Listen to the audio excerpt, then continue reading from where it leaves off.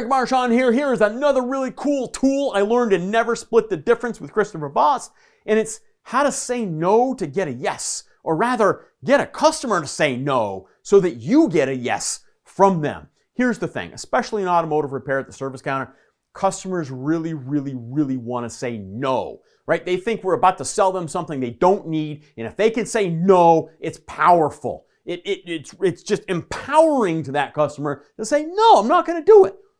But we need them to say yes. So here's what we do. We combine mirroring. Mrs. Smith, tell me how you use the vehicle. I use it on Tuesdays and Thursdays to deliver meals to the needy. Meals to the needy? There's the mirroring part. Yeah. So, my church sets up this program. We just drive the meals around. They're hot meals. People love it. We stay and visit a little while. It's awesome.